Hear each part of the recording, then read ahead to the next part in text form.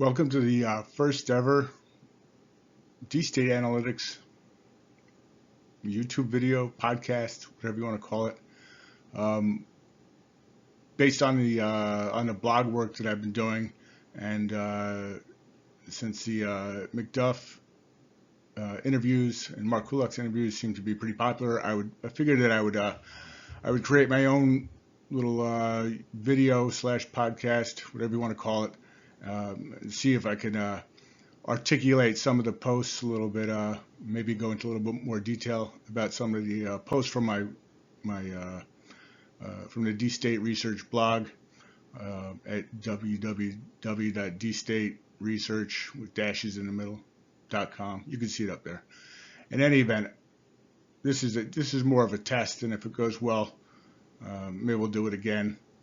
And if it does not go well, then we'll just put it aside. But for now, I figured we just concentrate on the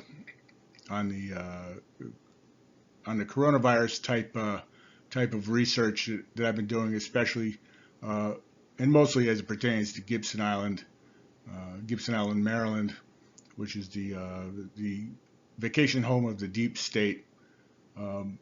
If you like this, leave a comment. Let us know how it goes, and ideally, it's something you can listen to while you're doing yard work or sitting in quarantine and you have nothing else better to do. That's how I like to listen to podcasts. At least you usually like to keep busy out in the yard, and the slideshows, the slideshow portion of it probably is not essential, but could be used as a reference. Also, the slideshow is available at the website. But just to get started, on this slide, basically, I just want to point out that I've written about five posts related to the Gibson Island Science and Eugenics milieu. This was a part of the Gibson Island Science Conferences, which started in the 1930s. It originally started out as the Gordon Research Conferences in about 1934, and then the name was changed to the Gibson Island Research Conferences. So what I figured to do, just walk through Gibson Island just a little bit. I think many people are probably familiar with it. It's an interesting place, but for those of you who are not familiar with Gibson Island and what goes on there, or what used to go on there, and probably still does, I figured to just do some background first. So Gibson Island sits on Maryland's western shore. It's about 40-50 minute drive from Baltimore, south of Baltimore. It's about a half an hour drive from Annapolis, the Naval Academy. It's only about 10 miles as the crow flies, but if you were to drive from Annapolis to Gibson Island, it's probably about 30 or 40 minutes as well. Gibson Island is technically an island. It is accessible by car over a causeway. What's interesting about Gibson Island, with respect to the coronavirus and the sciences, is that as previously mentioned, the Gibson Island Research Conferences were held there from the mid-30s to the mid-1940s, and some of the benefactors, some of the original benefactors, or the financiers of the conference, were the island residents, and as I had mentioned there, the robber barons. And what makes it more suspicious or more interesting is that these wealthy robber baron types had a definite interest in eugenics. The eugenics movement was very popular prior to World War II, when the Nazis gave eugenics a bad name, as it should have a bad name. But this type of science that was going on at Gibson Island, while not necessarily openly, or I guess you could say openly mentioning eugenics as an interest, the the conference attendees, mostly scientists, doctors, and technicians, engineers from both the academy and also from industry. The applications that some of these scientists presented in the respective fields of chemistry and their derivative fields, such as polymers, biology, and the nuclear sciences, definitely had some eugenics applications.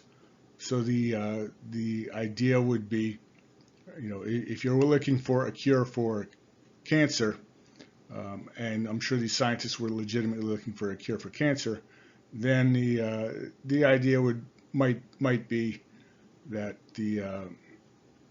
once you have a cure for cancer, or once you're looking for a cure for cancer, you also have the means to sort of induce cancer. This is especially interesting with respect to not only the financiers, but also one of the co-sponsors of the Gibson Island Science Conference. One of those co-sponsors, as I note here in this paragraph, was the American Association of the Advancement of Science, the AAAS, which was a strong promoter of eugenics, the eugenic sciences, and sciences is in quotes, because it's really not a science. It's a propaganda or a means to sort of justify some horrible programs on people, especially people of different races.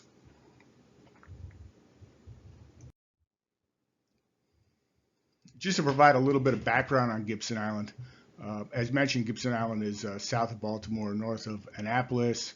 It's an island with about at the present time about 150 households on it. These are the actual houses. By the period we're talking about, the mid 30s to the late 40s, say. The island had even fewer families on it, probably only about 50 houses in total. The island was actually the island's always been in the Chesapeake, of course, but it was essentially purchased in the early 1920s by a syndicate led by William Stewart Symington Sr. The Gibson Island Corporation basically had the plans to develop the island as you would any other development.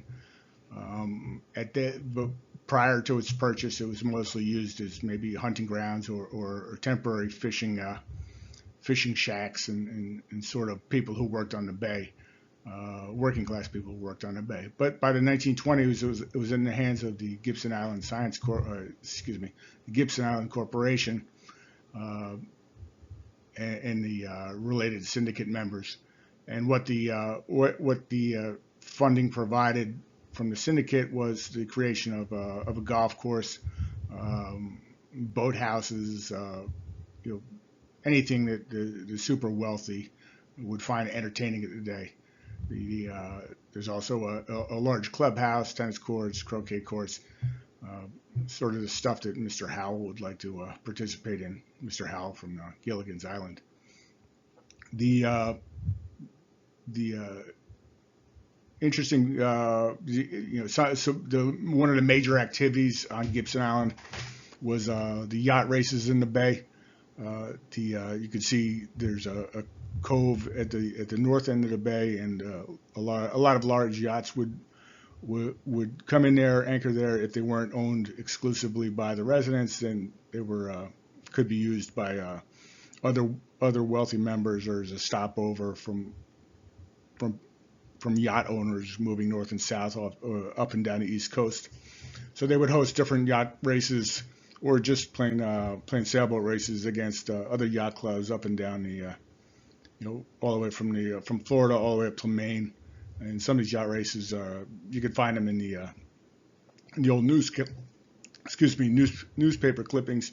You get an idea for the type of people that were involved. There's the Rothschilds, who were often participants in these types of races. You see Rockefeller name pop up, DuPont, the Walkers, as in George Herbert Walker Bush. The graphic that I have up is more tongue in cheek, in that the place names are not actually they're not actually the real names of the places, although they do exist. For instance, the tennis courts there, not necessarily named after Alger Hiss, although Alger Hiss did play tennis at on Gibson Island, or the Gibson Island Club. You see also there's the Ye Old Rockefeller Helipad. The Rockefeller Helipad is a reference to Godfrey Anderson Rockefeller, who was a pilot for was a pilot for the Bell Helicopter Company during the 50s and 60s. He actually worked out of Dallas. He was a very interesting character, and we'll maybe get into him a little bit. The Symington Family Museum of Covert Technology Transfers, that's just a nod to the entire Symington family. And there's a couple other ones there too.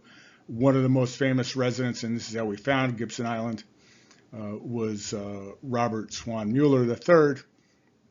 Bob Mueller's father and grandfather were both island residents. The grandfather actually was, I don't know if he was part of the original syndicate, but he did end up buying a share in the Gibson Island Corporation in a lot and having a house built there sometime in around 1926, maybe between 1926 and 1928. So he had the money. This is Bob Mueller's grandfather. He had the money and the resources and rubbed shoulders with the right people to be able to afford a house on Gibson Island, have it built, and then stay there all the way up until the present, or retain it in the family all the way up into the present. As far as we know, Robert Mueller III, that would be the grandson of Robert Mueller Sr. or Robert Mueller I. As far as we know, they still have a house on Gibson Island.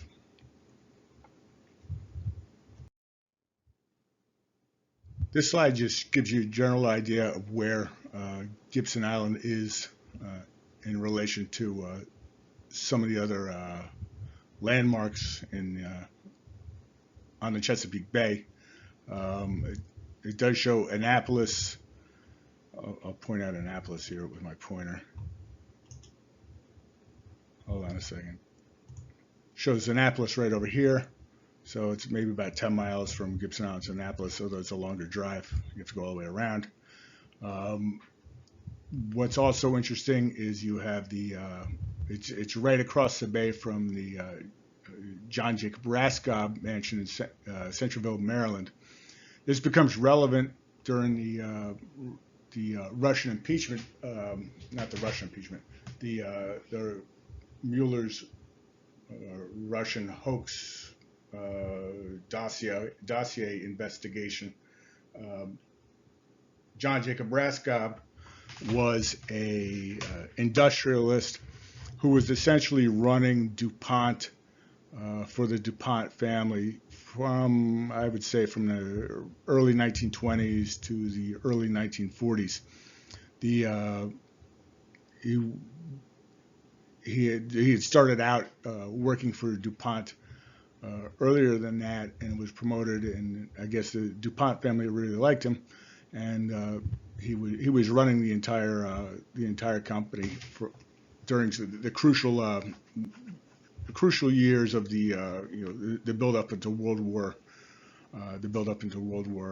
II. So what Raskob ended up doing, he built a giant mansion on the eastern shore of Maryland. I think he had 13 children, so he definitely needed a big house. I believe he passed away in the 1950s, and the mansion fell into the hands of his children, but it was eventually sold by about, I believe it was 1972. It was sold to the Soviet Union for use as basically a retreat, a summer retreat, or just say an outdoor retreat or recreational activity type situation for members of the Soviets' diplomatic corps and their families. The idea would be that if you're stationed at the embassy in Washington, a Soviet family could use the retreat to get away from D.C. for the day and swim in a bay or go crabbing or play tennis or do all kinds of family type activities. What's interesting, and it's come up a number of times on the George Webb channel, is that could also be used for nefarious purposes. In that, what we found and what the entire history of the Cold War mostly involved was the exfiltration of U.S. weapons technology, basically to the Soviet Union. One example, although not necessarily going through the Russian retreat, was the sale of U.S. atomic secrets right after World War II to the Soviet Union. But if you look deep enough into the history of the Raskov mansion and its proximity to Gibson Island, you'll see that it's basically the perfect place for the sort of rulers of the realm on Gibson Island, the industrialists who lived there, maybe the Muellers, probably, likely, almost definitely the DuPonts, some Rockefellers, some other famous names, could easily take sail over to the Russian retreat and negotiate some deals, at least at a very high level, and let the other underlings or I guess the helpers or the management, not the C-suite level officers and agents, but let manage to negotiate the actual terms of the exfiltration of whatever was going on. You also have, and actually there's a couple more posts about the John Jacob Raskov, which are worth a look, and maybe we could do a separate slideshow on that alone. I don't want to get too deep into Raskov right now. The other interesting mansion or estate is the George D. Moffett estate. Moffett was he ran the what was called the Glucose Trust back in the right after World War I, 1919, 1918, all the way through the 1920s. Glucose Trust was basically a consolidation of a bunch of corn processing and milling companies, and that was they wound up essentially controlling the sale of corn sugar, corn syrup, and a lot of it was also used in even during Prohibition. They purchased some capacity in Canada, and they were basically accused. The company and its executives were accused of producing alcohol in Canada where it was not illegal, and then having it shipped down to the U.S. where during Prohibition it was illegal. The Moffett is interesting. I think I mentioned he's if I didn't mention, but he was a member of the Vanderbilt family, so he's another ruler of the realm type. Very important guy who seems to get overlooked a lot. And there's some more information on the website about the Moffett estate. But for now, we'll just leave Moffett and Raskov alone, and we'll take a look at the next slide. Just want to go through a couple of these slides really relatively quick. There's the entrance to the Gibson Island, the entrance to actual Gibson Island. You can't see where the car is, but right above the car, right in front of the car, is a security security house with guards and everything. And if you want to go onto Gibson Island, you have to either be invited or have some sort of official business in there. They won't let you on otherwise. Some old pictures too of the Gibson Island clubhouse. That's where basically all the socialization goes on. And then there's also the boathouse too, which has I believe if you are a member of the clubhouse, you're automatically a member of the boathouse. Just a couple of the more famous and infamous Gibson Islanders that we've run across. There's a lot more, but these are some pretty good ones. Here you have left-hand corner, Robert Swan Mueller II. That's Bob Mueller's father. He's right over here. There's Eugene DuPont, his buddy, and actually his employer for some time. And Donald Sherwood. I don't know too much about Donald Sherwood, but they won some trophies here at the yacht club.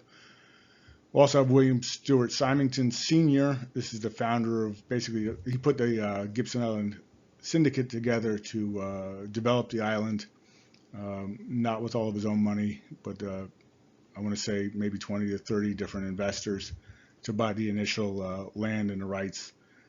This guy is a famous CIA agent, Pete Bagley.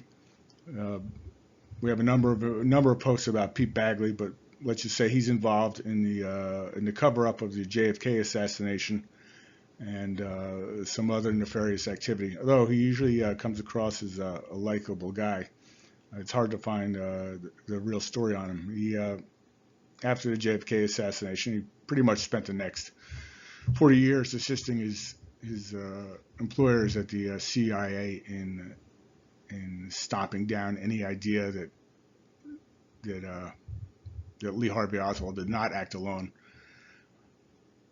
Admiral Leahy, I don't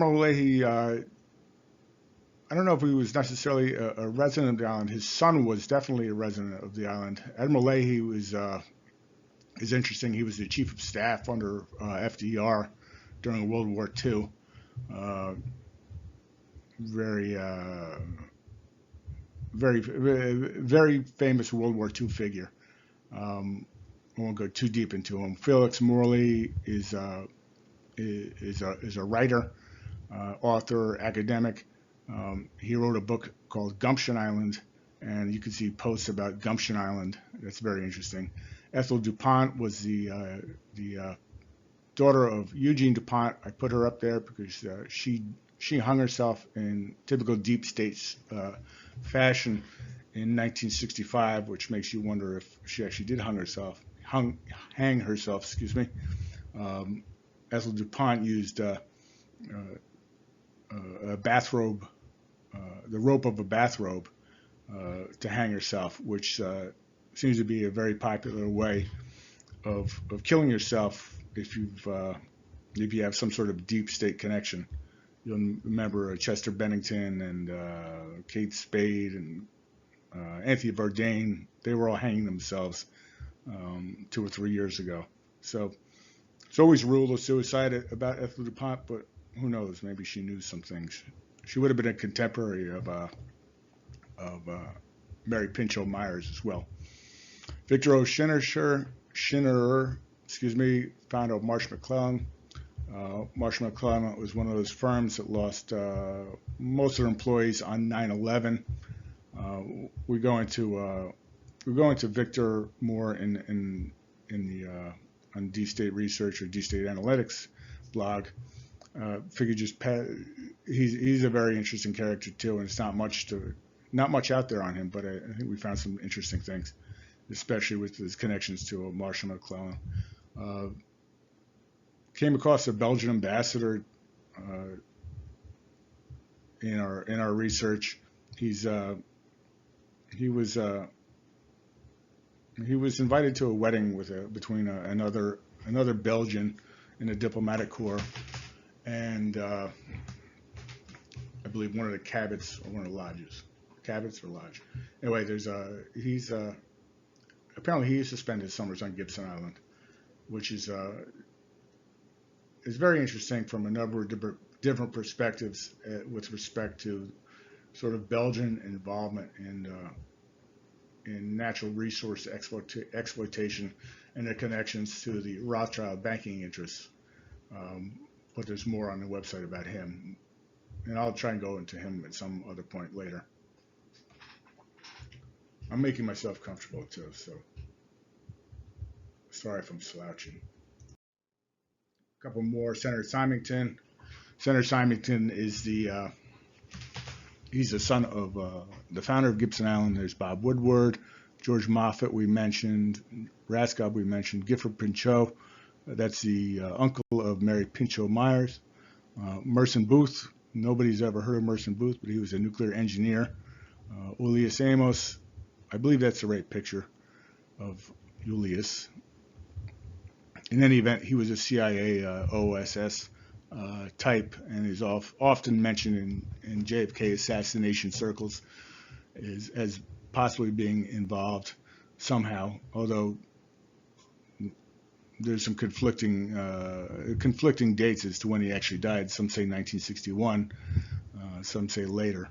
In any event, he was supposedly involved in the training of the Bay of Pigs invaders and possibly Castro assassins, who some JFK researchers theorize were repurposed to kill a president in November 1963.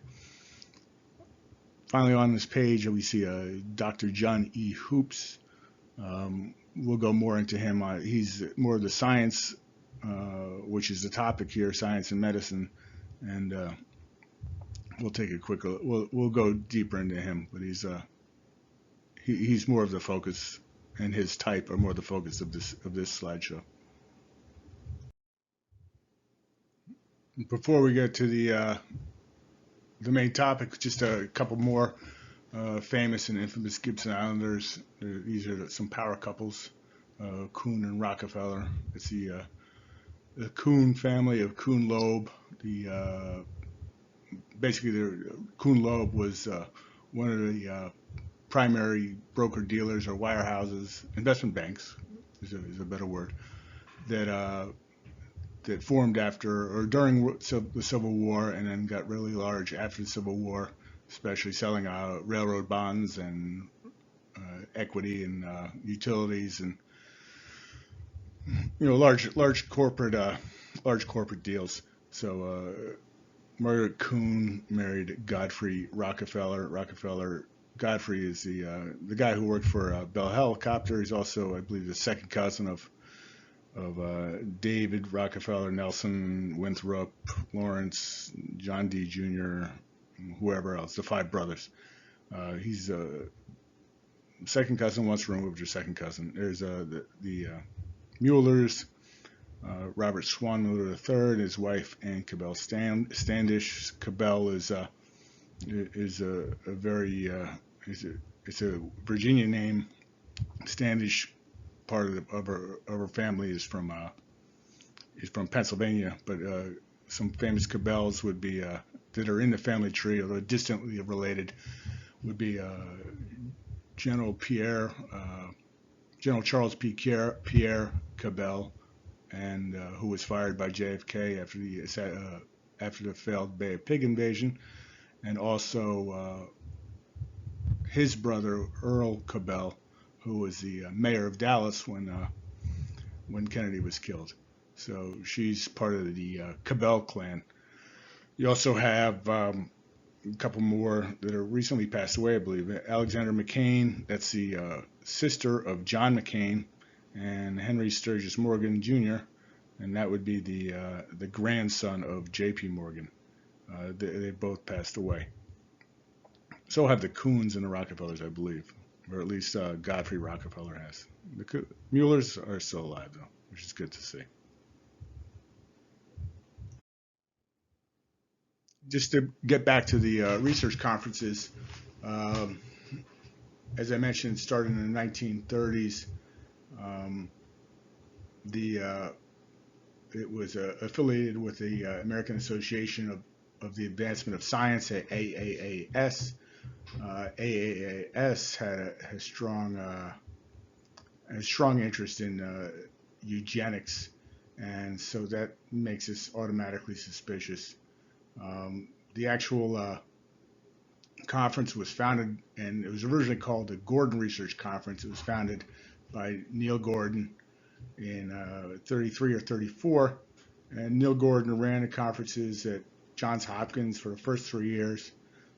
They moved it to Gibson Island in, I believe it was 1937. They needed more room and they needed to be more secret.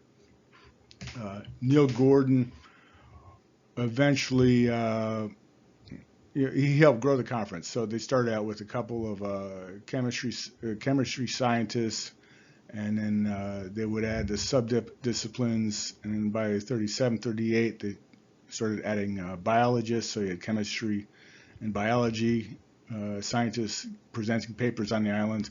Then they would add nuclear sciences along the way, and soon you had a whole contingent of all types of sciences and sub-disciplines of sciences. Chemistry was always big because of its industrial applications. Biology was always big because of its medicinal or healthcare applications. And then there would be like a sub-discipline with such as hormone research or nutrition would be papers on those would be presented. You also had within chemistry you had a polymer interest in the polymer sciences, and that's where sort of DuPont's come in and Moffitt came in. That's also a longer story we won't get too deep into, but the idea was to get all these scientists in one place and they could talk about the latest findings. The scientists probably had good intentions all along. It's the financiers of the conference which are more interesting, in that any of these sciences could be applied to eugenics or eugenics science. If you're doing research into infectious diseases, as some of these scientists were doing, with the idea of halting the spread of an infectious disease or finding a cure, that same sort of science could be applied to population control somewhere along the line. You also see that with the cancer research, nutrition research, fertility research, anything that could possibly control a population using real science. What's interesting, or I think it's an interesting coincidence, and maybe it is just a coincidence, but maybe not. The Neil Gordon pictured here, he wound up jumping from from a hotel. He ended up leaving the Gibson Island Conferences as the primary trustee or the primary organizer in 46 or 47. Took a job at Wayne State in Michigan, Detroit, and eventually he wound up jumping off of a 13-story hotel, or the Sheraton or Marriott or something, in Hyatt maybe, in Detroit, and it definitely jumped. The police, according to the police report, he was seen jumping, and I think his wife was pleading with him not to jump, but he killed himself. The other person who killed himself. The other person who killed himself that same week, about 7 days before Neil Gordon took the jump, was Admiral James Forrestal. He also jumped 13th story, or he jumped from the 16th floor of the Bethesda Hospital where he was staying, but where he was staying for mental illness purposes, or he had a nervous breakdown, and jumped from the 16th floor and landed on the 3rd floor garage. So he was also 13 stories. Had some nice deep state numbers, or just bad luck numbers in general, both jumping to their death from 13 stories up the same week.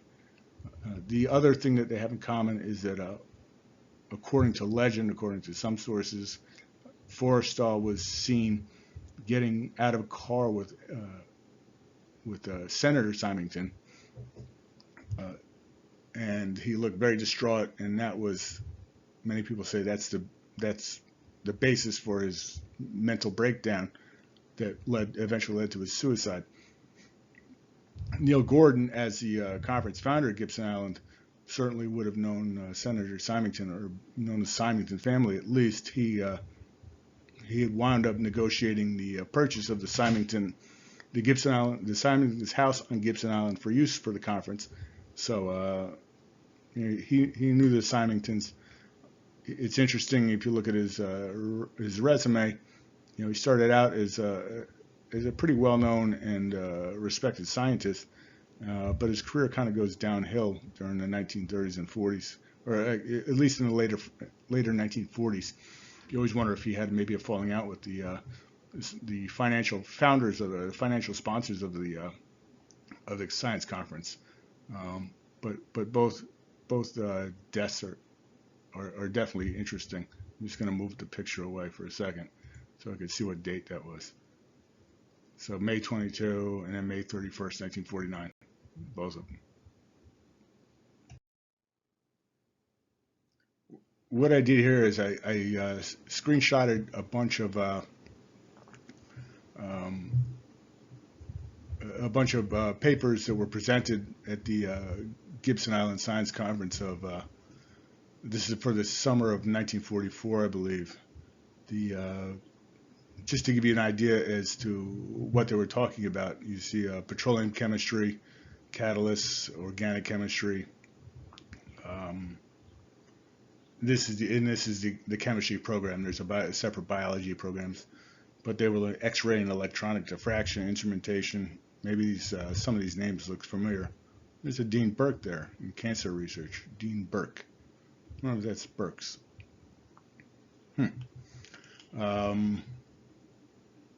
Those are the chemical ones. In the middle, there's you'll see that the screenshot of, I believe that this is the center screenshot, the one up top and the one below it. The one up top is from the Rockefeller's Foundation annual report, just mentioning that the Rockefeller Foundation, which we know is into eugenics research and population control. Eugenics before World War II, population control after World War II. That's how it's rebranded. The Rockefeller Foundation was a big sponsor of this type of this conference and this type of activity. There is another case. These are not from the annual report. This is from a case when the Rockefeller Foundation was sued for testing different diseases out on indigenous populations. This one's for the Guatemala experiments. They were giving syphilis to Guatemalans, I believe, shortly before World War II or during World War II. The idea was to find a cure for syphilis because a lot of GIs were suffering from it as they went overseas, and the case is still available. It's interesting reading. The other, so you have chemistry, you have infectious diseases research. The other way to cull a population is to give everybody cancer. As I said earlier, the scientists are probably just looking for a cure for cancer. So when you're looking for a cure for cancer, you want to make sure you find out what causes cancer, what doesn't cause cancer, and they did all kinds of experiments, and they would just present these papers. And some of the papers, these are the names. These screenshots are the names of some of the papers. Steroid hormones and the induction of cancer. So, if you have 10,000 mice and you need to give them cancer to find out how to cure it, maybe you stick them with a bunch of steroid hormones. Just come up a couple of other titles there. Industrial cancer, gene action in mammary tumor development in mice. These are all legitimate research papers under the idea that whoever's doing the research is looking for a cure for cancer, and they're trying to induce cancer in different types of different types of animals, or find out what is carcinogenic so you can have a safer workplace or a safer home and prevent cancer in humans. But as I mentioned, you could also use that research to give people cancer, especially if you're eugenics a eugenics proponent, or someone like Bill Gates who wants world population control. This has been going on since at least the 1930s, and I think it's all part of the grander plan of these robber baron types like Bill Gates, who for some reason think that there's too many people on the planet.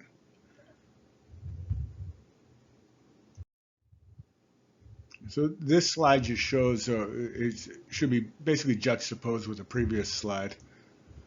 Let's see if we get back to it. No. Whereas you have the legitimate science going on.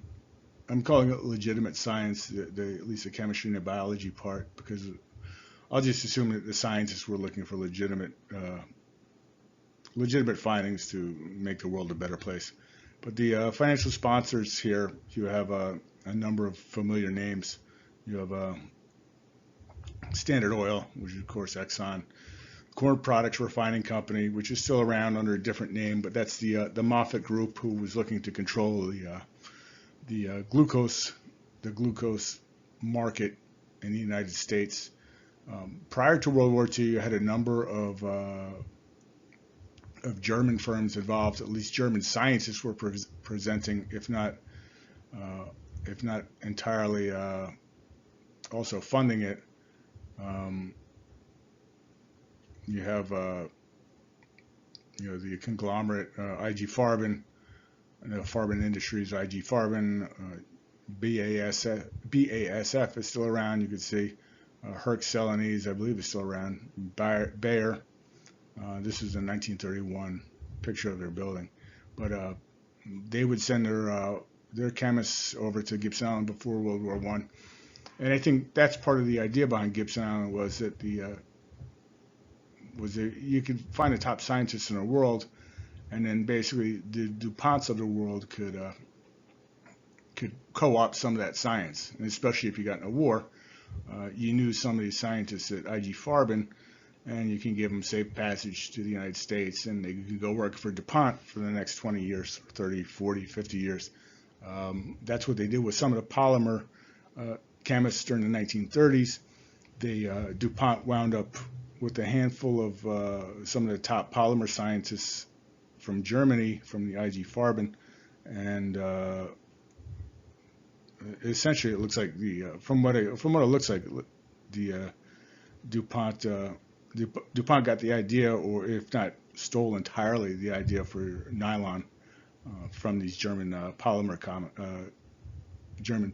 scientists. There's more on this on the website. The idea that you actually had a strong German influence on Gibson Island in the form of financing and certainly science is very interesting. And the idea that the paperclip scientists that came over during and after the war, the whole idea had already been prearranged and set up before there was a war, which leads into other questions, but we won't get too deep into that now. So IG Farben, one of the largest chemical companies, winds up essentially losing or teaming up with DuPont, and DuPont, of course, becomes probably the largest chemical company with the after World War II, and certainly during World War II. Another local chemical company was W.R. Grace and Company. They were headquartered in Baltimore.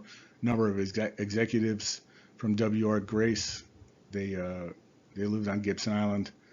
The head of W.R. Grace,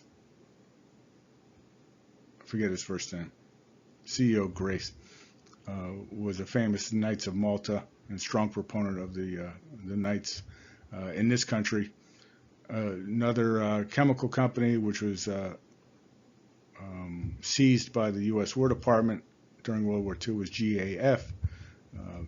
They were the GAF U.S. subsidiary was essentially broken off and managed by some DuPont executives, I believe some corn products executives too, and also Davis and Chemical. So essentially essentially GAF, which had been in the United States for a good 50 years already, maybe even longer, 60 or 70 years, became an exclusively owned U.S. company, which was managed by the U.S.'s larger chemical companies such as Grace and DuPont, and under their management, of course, was a number of the German scientists. Just away from the chemical business, the chemical scientists, certainly the biology sciences have all types of possible eugenics type applications. This slide shows some of the more famous attendees. Mostly, these attendees are mostly from involved in biology. You have Dr. Thomas Turner. He did a lot of research during World War II into the spread of infectious diseases, and he was a presenter at the conference during the war years. Dr. Gregory Pincus is very interesting when it comes to population control and culling the population. He was the inventor of the birth control pill. He was a presenter at the conference. He might have had a disagreement at some point, but they wound up leaving the conference he wound up leaving the Gibson Island Conference in 1947 to form his own hormone and fertility conference in Canada. But Gregory Pincus was his initial funding, or the initial funding came from I believe McCormick, Mary Catherine, I believe is the name, Dexter McCormick. McCormick was also present in Baltimore. They were the inventor of the McCormick Reaper, and the McCormick Reaper was used for agriculture, developed I think right after the Civil War, and the McCormicks made a huge fortune selling this reaping machine. It eventually merged with a couple different companies. It's now known as Navistar. You might see the Navistar trucks on the road, but it's all the same company. But Pincus was familiar with knew Margaret Sanger, and Margaret Sanger's main benefactor was this McCormick, a McCormick cousin, niece, and McCormick provided the funds for Pincus to get his birth control research off the ground in the late 1940s, and he could be credited with or blamed for the invention of the birth control pill. You have another birth control resident of Gibson Island. He was a presenter, I believe he's a presenter, but definitely a resident. There should be Hugh J. Davis, invented the Dalcon Shield, which was a birth control device that caused infections in thousands of women, and that device was eventually taken off the market. There was a whole controversy around it as to when it should have been taken off the market and how many people were infected. But it's one of the more infamous birth control devices. And it was the lawsuits are probably still going on. The two other nuclear type people that are probably worth a mention. I haven't dug too deep into both of them. The Glenn T. Seaborg actually was a very famous nuclear physicist. I believe he ran the Atomic Energy Commission. He was presenting papers at the conferences in the 1940s, the areas with JFK. And then you have a number of, after World War II, not only do you have a lot of German scientists, you have also Russian scientists, and this was one of them who worked on the Manhattan Project. He was a presenter at the conference, at some of the conferences during the 40s. It's Eugene Rabinowitz. I have not looked too deeply into him, but he's definitely worth a research dig on. He looks awfully suspicious.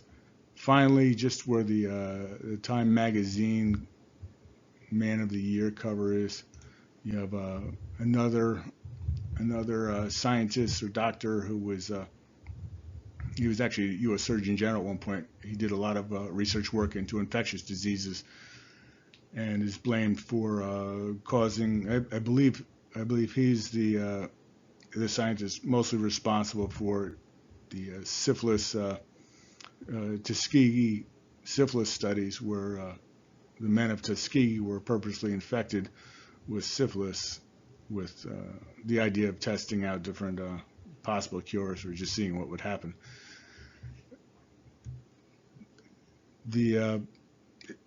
Along with him would, I believe, either Thomas Turner or Thomas Perrin. They're still in the news. I think it's Perrin. One of the buildings at the University of Pittsburgh is named after him.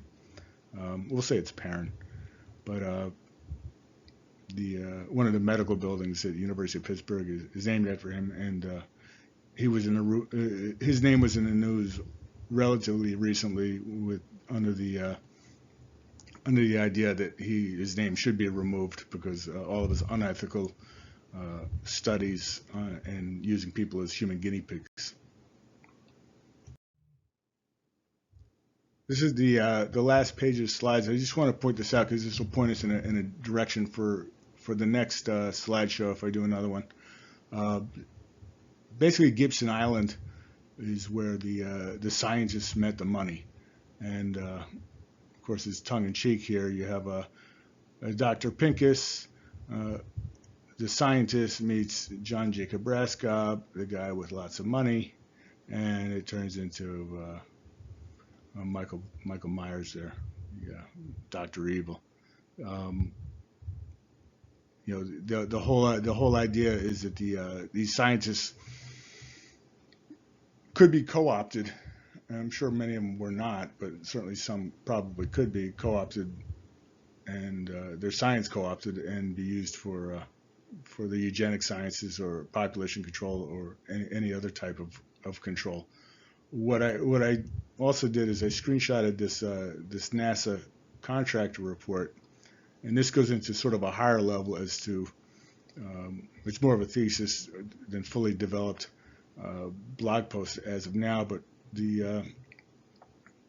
one of the ideas behind what's the important, why were these billionaires involved in population control? What was their interest? I mean, you have so much. You live on an island. First of all, many of these people lived on Gibson Island, and their neighbors. If you don't like people, that's a good place to live. They have enough money to actually buy an island if they really don't like people. If you're really concerned about population control, just go away and go live somewhere else.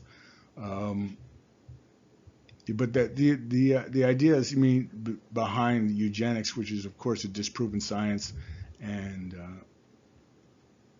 possible Malthusian collapse and unneeded suffering because of a increase in the size of the population every 40 or 50 years that doubles or something like that. What's the appeal of population control at this point in world history? Because nothing the population controllers have turned out nothing that the population controllers have predicted has actually come true. There's of course less starvation than there was 30 or 40 years ago, or even 20 years ago. As the world population increases, it's not having the debilitative effects that they had been predicting as far back as the 1920s. One idea, one thesis, which I do intend to get into, is that it's not really so much as about population control. It's maintaining control over the population, in that these sort of rulers of the realm, these the Bill Gates, the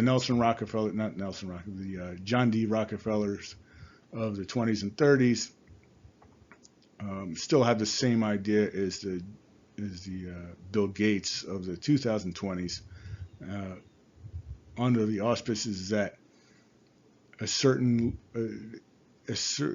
the population must be at a certain level in order for them to continue to have control of the population. We're looking at it another way. If there's too many people on a planet, then it's harder to control, and we're harder to instill a one world or a new world order or one world government, whatever is in their heads.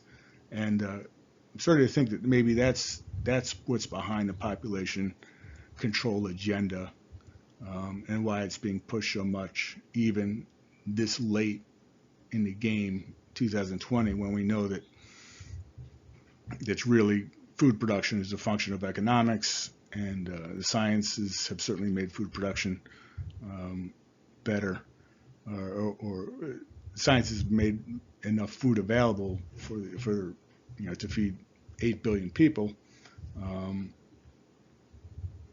it's still improving. And as I said, it's mostly a function of economics.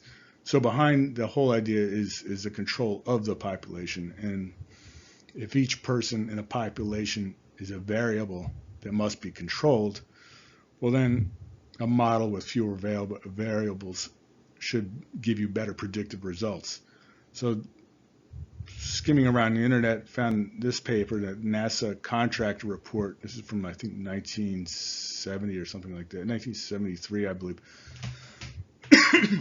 The idea behind this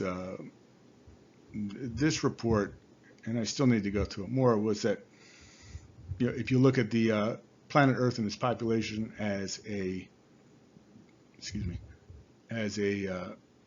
system that could be modeled, then these types of techniques, the general dynamics of this system can be modeled, and therefore you can sort of control the population. Think of it as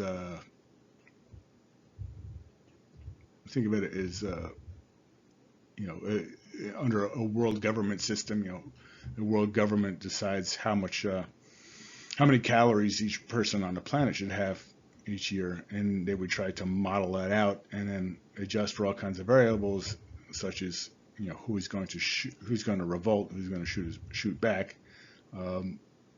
But if you could limit the number of variables, and if each variable is a person, then you can have better results from the models, or more predictive results with a higher level of confidence of what will occur. This, as I mentioned, is still under exploration, but I think that's ultimately what they're after. Not so much that they want a population that's lower because food will run out, or natural resources will be exhausted, or suffering will be too great because of starvation. It's more of how can we get the number of people on the planet to a more manageable number, so that when we use our models to say what will happen to this population